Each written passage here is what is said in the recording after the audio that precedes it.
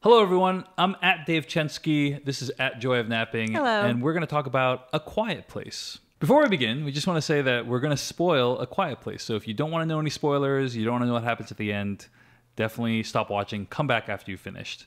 So overall, what did you think of this film? The first half, I was thinking, God, this is a masterpiece. Like, there's not one brush stroke out of place. Everything is important. Everything adds up. And then some of the choices kind of either don't pay off or get logically kind of wonky, or people start doing slightly dumb things. And then it gets more typical horror movie. On balance, I still think it's really good. And my one other wish for it is that I thought they did a really good job exploring like what life is like if you have to be that quiet, but I thought they could have done maybe even more with that. It really helps you appreciate how important a sound mix is to a film. I mean, the sound mix is exceptionally done. We had a great audience who was like basically completely silent through the whole film.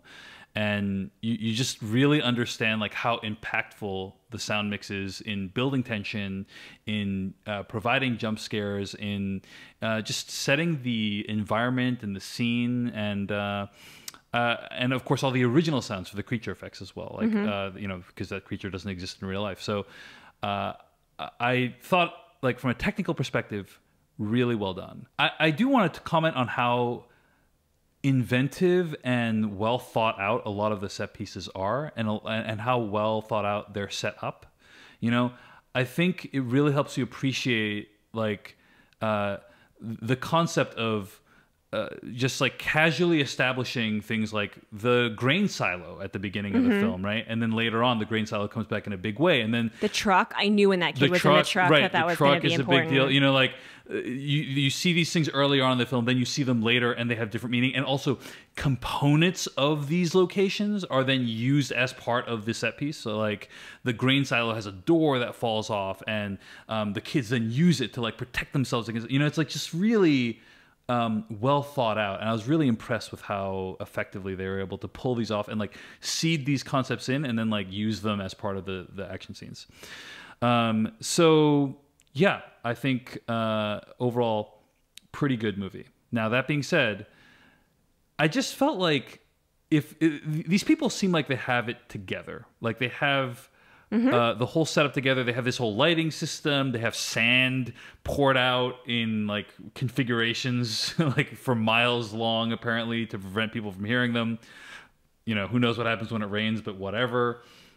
I also think it's implied that they have survived partly because they had a hard of hearing child, and therefore they could communicate with American Sign Language. Right. I thought that was really interesting. But then there's just like a lot of things that they don't do that are really surprising. You feel like kind of low-hanging fruit on the survivalist sort of low-hanging fruit, like having like placing devices in strategic places that can make sound. Like at one point, Emily Blunt uses an egg timer to like trigger the thing, and it's like, why wouldn't you have like 1,000 of those like throughout the forest so that you could distract if you ever needed to? Right. And it actually feels like that would have been humankind's first move.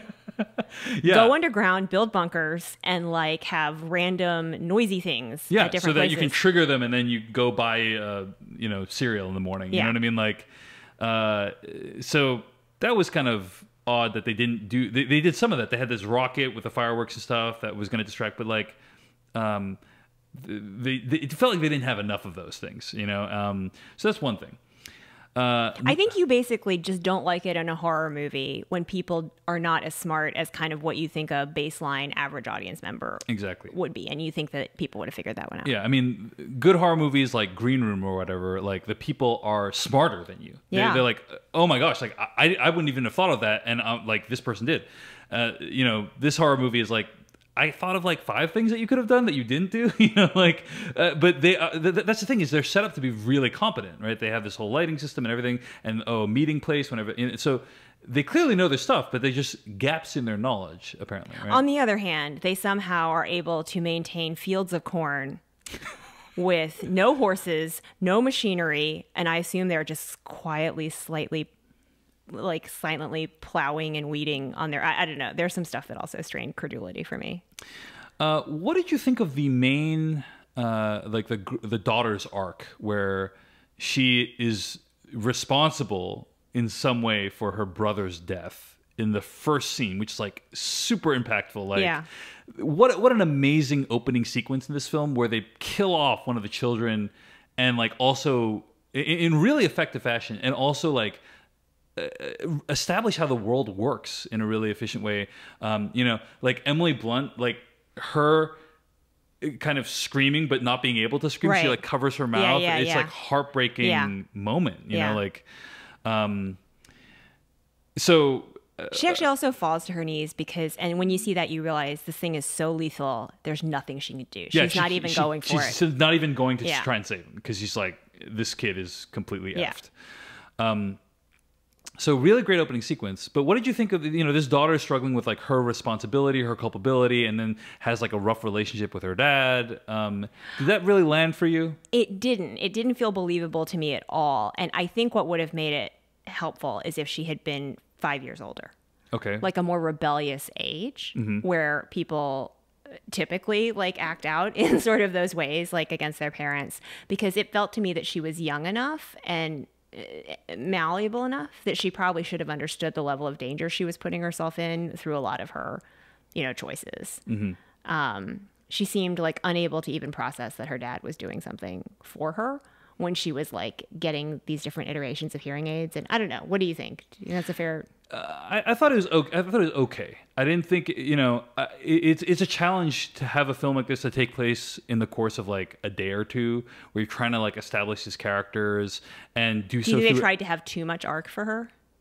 Yeah, a little bit. I mean, I think it works okay. It's The not the greatest. payoff then it didn't have as much emotional impact as I wanted it to at Yeah. the very end when her dad sacrifices It's one of those movies where the character beats are established by actions versus dialogue, Right. And that's just inherently challenging to do.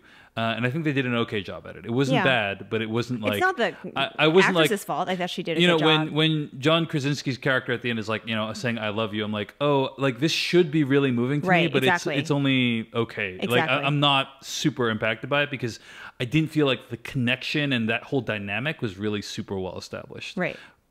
So I thought that part went okay. I did think it was kind of cruel for the film to have her partially responsible for the death of her brother. And then at the end, she could have just flipped that hearing aid on and saved her father's life as well. And now she's going to have to live with that knowledge, you know?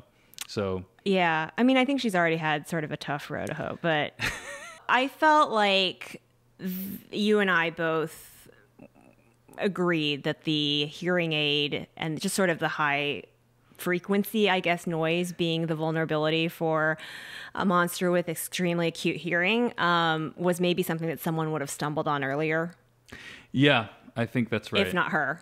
I think that's correct. Like, hey, you're the U.S. military, okay? There is a creature that is an unstoppable killing machine. Apparently, you can't bomb it. You can't. You can't bomb it. You can't shoot it. You know, you can't root it out another way. You can't trap it.